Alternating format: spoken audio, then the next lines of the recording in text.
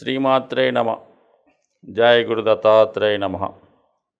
ఈ వీడియోలో మనం చిత్తా నక్షత్రం జాతకుల గురించి సంపూర్ణంగా తెలుసుకునే ప్రయత్నం చేద్దాం. అంటే చిత్తా నక్షత్రం చాలా ఇంపార్టెంట్ అయినటువంటి నక్షత్రం అన్నమాట. అంటే 27 నక్షత్రాల్లో మధ్యన ఉంటుందన్నమాట. ఇది అటు 13 నక్షత్రాలు ఇటు 13 నక్షత్రాలు ఉంటాయి. మధ్యన ఒక హారానికి మధ్యలో ఉండే లాకెట్టు ఎంత ఇంపార్టెంటో ఈ నక్షత్రాల్లో చిత్తా నక్షత్రం అంత విలువైనది. అంటే చిత్తా నక్షత్రానికి ప్రతి నక్షత్రానికి ఒక వృక్షం ఉండడం జరుగుతుంది. మరి ఈ నక్షత్రానికి బిల్వ వృక్షం అంటే మారేడు చెట్టు శివునికి అత్యంత ప్రియమైనది. అలాగే మరి అమ్మవారికి కానీ శివుడికి కానీ పూజించడంలో మారేడు దళాలు ఎంత ఇంపార్టెంటో ఆధ్యాత్మిక రంగంలో ఉన్న వాళ్ళకి తెలుస్తూ ఉంటుంది. అంత ఇంపార్టెంటు ఈ మారేడు వృక్షం అన్నది చిత్తా నక్షత్రానికి వృక్షంగా గురువులు నిర్ణయించడం జరిగింది. అందువల్ల శివునికి కూడా ఈ నక్షత్రంతో అనుబంధం ఉంటుంది. సో అలాగే ఈ నక్షత్రానికి అధిదేవతగా విశ్వకర్మ నిర్ణయించడం జరిగింది.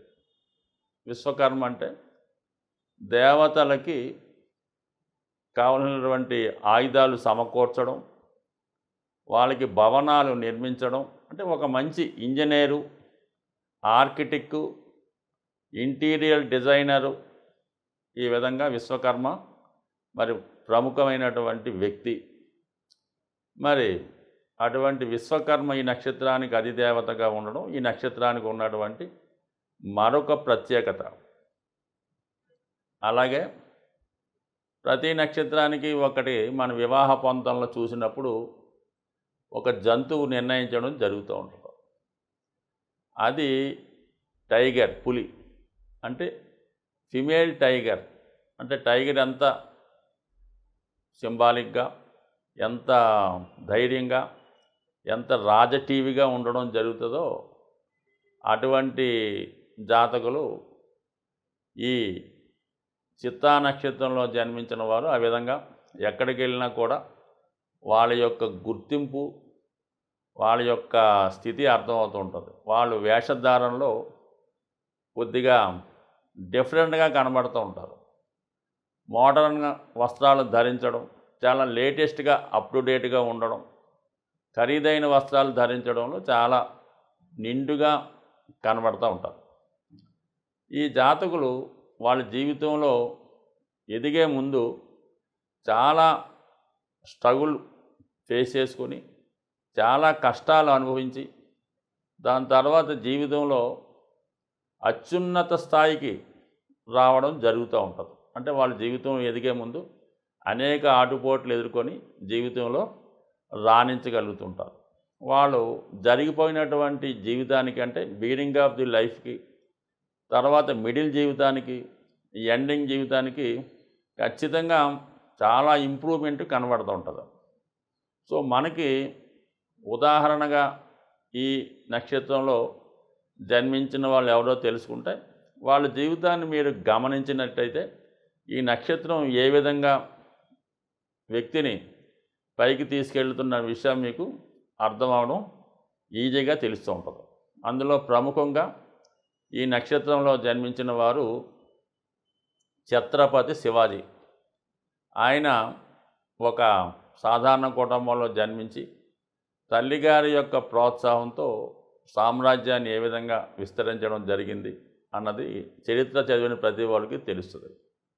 అలాగే అమెరికా ప్రెసిడెంట్గా ఉన్నటువంటి జార్జ్ బుష్ ఆయన, అలాగే మరి పాకిస్తాన్ ప్రెసిడెంట్గా చేసినటువంటి బెనజీర్ భుట్టో, అలాగే శ్రీమతి బండారు నాయకే శ్రీలంక ప్రెసిడెంట్గా చేసిన వాళ్ళు, వీళ్ళంతా కూడా జీవితంలో పోరాడి ఎదిగిన వారు. అలాగే మరి జ్యోతిష సామ్రాజ్యంలో కేఎన్ రావు గారు దీర్ఘకాలంగా ఈరోజు కూడా చాలా ఆరోగ్యంగా ఉంటూ జ్యోతిష శాస్త్రాన్ని ప్రపంచ స్థాయి గుర్తింపు తీసుకొచ్చినటువంటి వ్యక్తుల్లో ఆయన ఒకటి. ఆయన ఒక ఐఏఎస్ అధికారిగా, చాలా ప్రముఖులకి రాజకీయ సలహాదారుడిగా రావడం జరిగింది.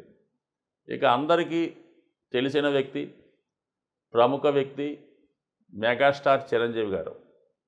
ఆయన కూడా చిత్తా నక్షత్రంలో మరి కన్యా రాశిలో జన్మించడం జరిగింది. మరి ఆయన జీవితాన్ని ఇంచుమించుగా ఆంధ్ర ప్రజలు, తెలంగాణ ప్రజలు అందరూ కూడా, అంటే మొత్తం దక్షిణాది వారు అందరికీ కూడా ఆయన ఏ విధంగా ఎక్కడ జన్మించారు, ఏ విధంగా ఆయన బాల్యం జరిగింది, సినిమా పరిశ్రమలో ఏ విధంగా చేరారు, ఎంత అభివృద్ధి చెందారు అన్నది 100% మీకు కళ్ళెదురుగా కనబడే ఉదాహరణ చిరంజీవి గారు. సో అలాగే మరి వీళ్ళ క్యారెక్టరిస్టిక్ గమనించినప్పుడు చాలా అందంగా ఉండే అవకాశం ఉంది. అమ్మాయిలు జన్మించిన, అబ్బాయిలు జన్మించిన చాలా అందంగా ఉంటారు. ఆ అందాన్ని మెరుగులు దిద్దే ప్రయత్నం చేసుకుంటారు. అది వాళ్ళ యొక్క క్రమశిక్షణ వల్ల అయితేనే, అట్మాస్ఫియర్ వల్ల అయితేనే, అలాగే బాడీ బిల్డింగ్ లాంటి వాళ్ళు అయితేనే ఖచ్చితంగా వాళ్ళ యొక్క స్టామినాని మెయింటైన్ చేస్తూ ఉంటారు. తక్కువ వయసులా కనబడుతూ ఉంటారు. అలాగే ఎప్పుడూ కూడా వీళ్ళు మంచి పనులు చేయడానికి ఇష్టపడుతూ ఉంటారు. వాళ్ళ దగ్గరికి ఎవరైనా కూడా మంచి మార్గాన్ని చెప్తారు. శత్రువునైనా ప్రోత్సహించి అభివృద్ధి చేస్తారు. ఎదుటివాడు ఎంత తప్పు చేసినా వాడిని క్షమించి మళ్ళా మంచి మార్గంలో పెట్టే ప్రయత్నం చేస్తారు. అలాగే చాలా బ్రిలియంట్గా, సక్సెస్ఫుల్గా ఉంటారు. సో ఎక్కువగా వీళ్ళ జీవితంలో వివాహానికి సంబంధించిన సమస్యలు ఎక్కువగా కనబడుతుంటాయి. అలాగే ఫ్యామిలీ మెంబర్స్ వల్ల, అంటే వారి సంతానం వల్ల ఎక్కువగా ఇబ్బందులు ఎదుర్కోవడం కూడా ఈ నక్షత్రం వారికి మనకు కనబడుతూ ఉంటుంది. ఈవెన్ విశ్వకర్మ మరి వాళ్ళ కుమార్తె సంజనాదేవి, ఆమె మరి సూర్యభగవానుని పెళ్లి చేయడం జరిగింది విశ్వకర్మ గారు. అయితే ఆమె ఆ వేడి తట్టుకోలేక మరి సూర్యభగవాన్ని వేరే డూప్లికేట్ అక్కడ పెట్టి ఇవిడ వెళ్ళిపోవడం జరిగింది. ఏదంటే ఈ పిల్లల వల్ల ఇబ్బందులు ఉంటాయని చెప్పడానికి ఇది ఒక ఉదాహరణ మాత్రమే తప్ప అది వేరే ఉద్దేశం అయితే కాదు. సో అలాగే మరి ఈ నక్షత్రంలో గుర్తు సింబల్ ఏంటంటే ముత్యం. అంటే ముత్యం ఎంత బ్రైట్గా ఉంటుంది సముద్రంలో, అంటే ఈ వాన చుక్క ముత్యపు చిప్పలో పడి ఎలా ముత్యంలో మారుతుందో వీళ్ళ కూడా ఏ రంగంలో ప్రవేశించినా ఆ రంగంలో అత్యున్నత స్థాయికి రావడం జరుగుతూ ఉంటుంది. ముఖ్యంగా మనకి ఈ విశ్వకర్మకు సంబంధించినటువంటి ఈ నక్షత్రం, ఈ చిత్తా నక్షత్రం అన్నది దేవతలకి ఆయుధాలు, అంటే ఏదైనా ఒక ఉద్దేశం కొరకు ఒక దేవుడు, ఒక దేవత జన్మిస్తూ ఉంటారు. వాళ్ళకి ఈ విశ్వకర్మ ఏంటంటే ఒక కొత్త రకమైన ఆయుధాన్ని తయారు చేసి వాళ్ళకి ఇవ్వడం జరుగుతుంటుంది. ఇది విఘ్నేశ్వరుడు జననంలోనూ, అలాగే కుమారస్వామి జన్మించినప్పుడు ఈ విధంగా మనకు తెలుస్తూ ఉంటుంది. మరి ప్రస్తుతం ఈ నక్షత్రంతో కొద్దిగా సంబంధం ఉన్నటువంటి ప్రముఖ డైరెక్టర్లు మరి మనకి రాజమౌళి గారు, అలాగే మరి ఇంకొక డైరెక్టర్ గారు కూడా వీళ్ళు కొత్త కొత్త ఆయుధాలని సినిమాలో ప్రవేశపెడుతుంటారు. అలాగే కొత్త కొత్త సెట్టింగ్లు కూడా వేస్తుంటారు. దీనికి రాజమౌళి గారు ఒక ఉదాహరణ. ఇంకొక ఆయన బి గోపాల్ గారు ఒక ఆయన ఉండేవారు. ఆయన కూడా ఈ నక్షత్రానికి సంబంధించినటువంటి వ్యక్తే. ఈ విధంగా ఉంటారు. ముఖ్యంగా ఈ చిత్తా నక్షత్రం ఒక విధంగా ఈ నక్షత్రం పైన ఇంద్రుని యొక్క ఆధిపత్యం కూడా ఉంటుంది. అంటే చిత్తా నక్షత్రం నుంచే ఒక విధంగా ఇంద్రుడు మనకి ఇక్కడ ఎంటర్ అవ్వడం జరుగుతుంటుంది. చిత్త, స్వాతి, విశాఖ, అనురాధ, జ్యేష్ఠ అన్నది ఆయన యొక్క ఫైనల్ నక్షత్రంగా అధిదేవతగా ఈ ఇంద్రుడు ఉంటే, మొత్తం దేవతలకి రాజు అయినటువంటి ఇంద్రుడు యొక్క ప్రారంభం, అంటే ఆయన యొక్క ప్రాచుర్యం కానీ అభివృద్ధి కానీ ఈ చిత్తా నక్షత్రం నుంచే ప్రారంభమవుతుంటుంది. సో ఒక విధంగా ఇది ఇంద్రుడు ఎంత ఉజ్వలంగా, ఎంత అధినేతగా, ఎంత స్టైల్గా, ఎంత దీనిగా ఉంటారు. ఆయన జీవితంలో అంటే ఆయన రాజ్యాన్ని కాపాడుకోవడానికి అనేక మందిని ఇబ్బంది పెడుతుంటాడు. అనేక ఋషుల యొక్క తపస్సులు పాడు చేస్తుంటాడు. అవసరమైతే మరి వీళ్ళని పంపించి రంభా ఊరసి మేనకని పంపించి వాళ్ళు తపస్సు భంగం చేస్తుంటాడు. ఈయన కూడా నిరంతరం బాగా ఎంజాయ్ చేస్తుంటాడు అన్నమాట. మరి రాజకొలువులో ఉంటూ ఎంజాయ్ చేస్తూ ఉంటాడు ఇంద్రుడు. అలాగే ఈ నక్షత్ర జాతకులు కూడా ఏదైనా పార్టీ చేసుకోవడం అన్నా 10 మందితో కలిసి ఒక సంబరాన్ని ఒక ఉత్సాహాన్ని చేసుకోవడానికి కూడా చాలా ఎక్కువగా ఇష్టపడుతుంటారు. అంటే ఒక సెలబ్రిటీలాగా ఉంటారు. అలాగే ఎక్కువగా పార్టీలు అలాంటివి చేస్తూ ఉంటారు. చిన్న ఏదో పుట్టినరోజు వచ్చినా చిన్నపాటి ఫంక్షన్ చేసి అందరినీ ఆనందపరిచే ప్రయత్నం చేస్తూ ఉంటారు ఈ చిత్తా నక్షత్ర జాతకులు. వారి యొక్క డ్రెస్ విధానంలో కానీ వాళ్ళు వాడే మోటార్ సైకిలు కారు ఇవంతా కూడా కొంత లేటెస్ట్గా ఉండాలి. ఎవరు కూడా అప్పటిదాకా వాడకూడదు. బాగా ఖరీదైనవి ఉంటాయి, ఆ విధంగా ఉంటాయి. మరి చిత్తా నక్షత్రం 2 రాశుల్లో ఉండడం జరుగుతుంది. ఇది 2 పాదాలు కన్యా రాశిలో ఉంటుంది. వాళ్ళు చాలా వ్యాపారపరంగా తెలివితేటలుగా ప్లాన్గా జీవితాన్ని తీసుకెళ్తూ ఉంటారు.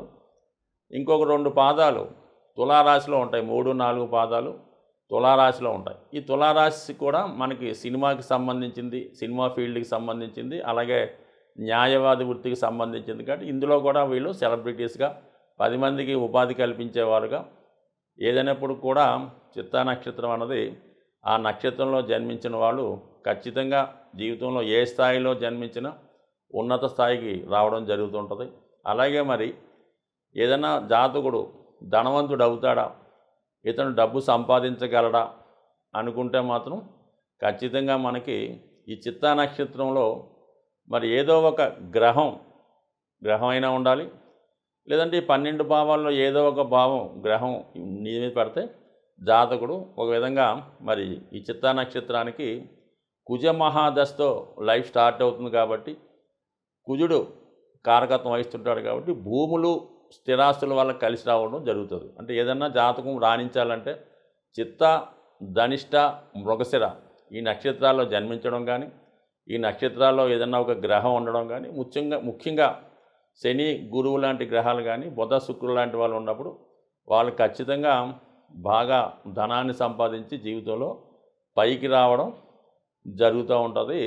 ఇది ఏదన్నా జాతకంలో ఉన్నటువంటి మిగతా గ్రహాలు అనుకూలిస్తే చిత్తా నక్షత్రం వాళ్ళు ఖచ్చితంగా ఏదైనా ఒక సాధారణ వృత్తిలో వాళ్ళు జీవితం ప్రారంభించి అత్యున్నత స్థాయి దాకా వచ్చి చాలా వరకు కొంత సంపాదించిన ధనాన్ని ప్రజాసేవ కొరకో, ఏదైనా సంస్థానానికో, ఏదైనా దేవాలయానికో మరి డొనేషన్ గాను, అంటే ఎక్కువగా వీళ్ళు రహస్యంగా డొనేట్ చేస్తుంటారు. 10 మందికి పబ్లిసిటీ ఇష్టపడరు. అందువల్ల ఏంటంటే వీళ్ళు ఎంత దానం ఇచ్చినా కూడా పెద్దగా 10 మందికి చెప్పుకోరన్నమాట. చాలా గుప్తదానాలు ఎక్కువగా చేయడం జరుగుతూ ఉంటుంది. సో ఈ నక్షత్ర జాతకులు మరి శివుణ్ణి మారేడు దళములతో పూజించడం వల్ల, వీలైతే వీళ్ళు మారేడు వృక్షాన్ని పెంచడం వల్ల, కనీసం మనకు తోటలు ల్యాండ్స్ లేకపోయినా మీరు ఒక కుండీలో మారేడు చెట్టు, మనకి ఇప్పుడు అన్ని నర్సరీలో కూడా దొరుకుతున్నాయి, మారేడు చెట్టు పెంచుకోవడం వల్ల చిత్తా నక్షత్ర జాతకుల జీవితంలో ఖచ్చితంగా, అంటే చిత్తా నక్షత్ర జాతకులే కాదు ఎవరన్నా సరే మారేడు చెట్టుని మీరు పెంచడం వల్ల కంపల్సరీగా మీకు అటు ఆరోగ్యం, అటు ఐశ్వర్యం కలుగుతుంది. మరి శివుని యొక్క అనుగ్రహం కూడా కలుగుతుంది. కాబట్టి మరి నక్షత్ర జాతకులు మారేడు చెట్టుని పెంచడం, వాళ్ళ యొక్క పిల్లలైతే పెద్దవాళ్ళు ఎవరన్నా వాళ్ళు చదువుకునే టేబుల్ మీద మరి టైగర్ బొమ్మని, ఫిమేల్ టైగరు, ఫీమేల్ అయినా మేల్ అయినా పర్వాలేదు, ఆ టైగర్ యొక్క ఫోటోని పెట్టుకొని దాన్ని చూడడం వలన కూడా మీకు చదువు రావడం కానీ, ఏదైనా పనిలో విజయం రావడం కానీ జరిగే అవకాశం ఉంది. అలాగే వీళ్ళ స్త్రీలైతే ముత్యాల హారం ధరించడం వల్ల వాళ్ళ యొక్క అందానికి మరింత మెరుగుపెట్టే అవకాశం ఉంది. ఎక్కువగా సెలబ్రిటీలు, ఫ్యాషన్ డిజైనర్స్ కానీ, ఫ్యాషన్ రంగంలో ఉన్నవాళ్ళు, మోడల్స్ వీళ్ళంతా కూడా చిత్తా నక్షత్రంతో ఏదో విధంగా కనెక్షన్ ఉండవాలే వీళ్ళ జీవితంలో వ్యక్తిగతంగా ప్రపంచంలో మరి ప్రపంచ సుందరులు కావచ్చు, టాప్ హీరోస్గా అయ్యే అవకాశం ఉంది. స్వస్తి.